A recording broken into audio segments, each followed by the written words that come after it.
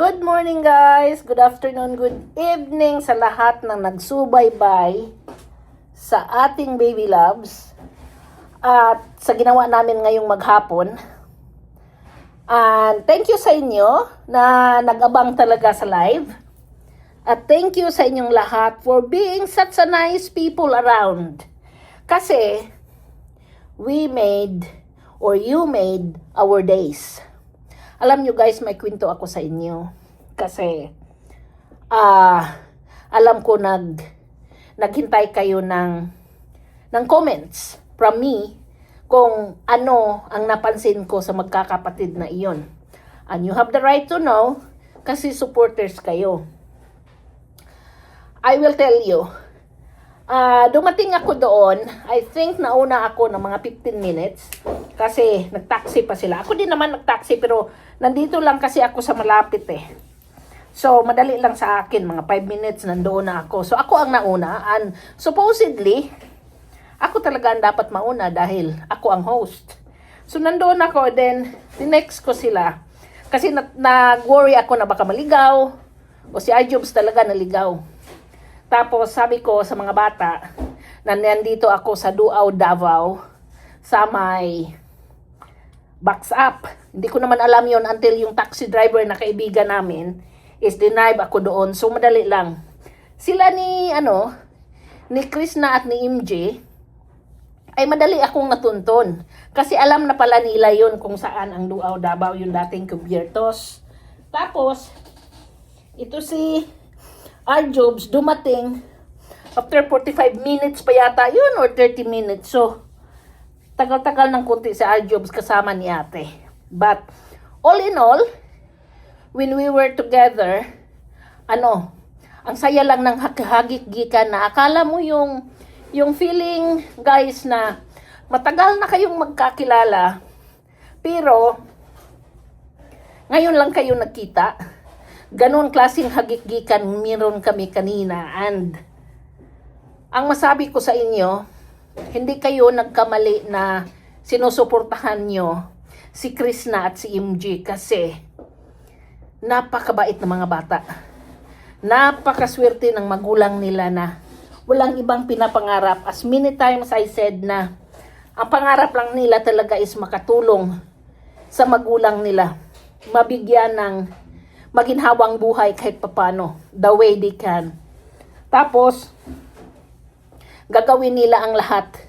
Pinagsantabi muna nila ang sarili nilang pangarap para sa mga magulang nila. Di ba? Saan ka pa? Hindi ka makakita ng mga bata na gano'n na ang pangarap ay para sa magulang muna, hindi para sa sarili nila. And considering si MJ, na mayroon ng kapartner, ang pangarap pa rin niya is mabigyan muna niya ng bahay yung parents niya. Magtulungan daw sila ni Krishna. Kaya magbablog sila para maipatayo na nila yung bahay ng mama at papa nila. At si Krishna naman, malapit nang matapos yung bahay niya at looking forward talaga siya. Although, sa mga bashers dyan na malimit nagki-criticize kay Krishna, nagkamali kayo ng 100 times.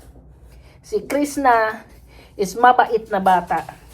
Si Krishna is formal na bata. Si Krishna ay marispito na bata. Sila ni MJ. At hindi ka mapapahiya sa kanila kung sila ang kasama mo. Sila yung maging proud ka sa kanila dahil very respectful ang mga batang yun. At yung mga nagsasabing galaw-gaw si Krishna, hindi siya galaw-gaw guys. Siyempre, pag nandoon ka sa mga taong kampante ka, nandoon ka sa mga taong mahal mo sa buhay, hindi mo na kailangan ingatan pa yung posture mo. Hindi mo na kailangan na maglimit ka sa pang-uugali sa kanila dahil no matter what, alam naman nila kung anong ugali mo. So, ganun siya ka-open doon sa mga taong kasama niya sa bahay. Kaya gano'n na lang siya pag gumasta na sabi ninyo galaw-gaw. Pero I promise you guys, pag makasama nyo siya, hindi ka mapapahiya. And most of all, she and MJ appreciated all the things they receive from the supporters. napakamapasalamaton nila sa mga taong tumulong sa kanila na magawa ng dahan-dahan ang pangarap nila. Kaya kayong mga bashers, wala kayong alam kung ano ang pinagdaanan ng mga bata na yon. Wala kayong alam na kung ano talaga ang mga ugali nila. Napakamarespitong bata. And our meeting was a success. Our meeting was worth it. Kaya ang tuwa nga namin ni Arjobs kasi hindi kami nagkamali ng bata na ipagtatanggol. Hindi kami nagkamali ng bata na magiging proud kami. At hindi kami nagkamali na suportahan siya dahil she deserves it. Kaya yung mga nag-support dyan, trust me, hindi tayo nagkamali na sinusuportahan natin sila. So, thank you sa inyong lahat ng naghintay ng live. At thank you sa inyong lahat sa manonood pa sa mga vlog comments namin at mga special occasions na paminsan-minsan ma-share namin dahil it will not be the first and the last time na magkikita kami.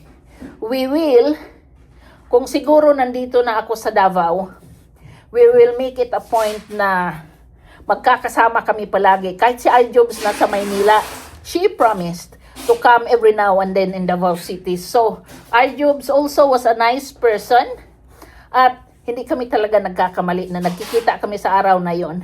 Para bang it was the stars bringing us together. Talagang ang galing lang. And napakasaya lang ng araw namin na hagikgikan lang ng tawa na napakasayang tawa lang yung ginawa namin kanina. Mula doon sa buffet, nag-transfer sa kabilang shop at doon nagkape.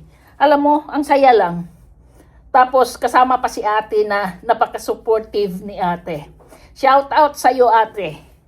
And thank you na nandyan ka. And thank you sa mga plano natin na kasama ka. And one of these days, mangyayari yan. So, bye for now, guys. And thank you for watching. Thank you for waiting sa live kanina. At alam kong excited din kayong marinig kung ano yung mga comments namin. So, bye for now!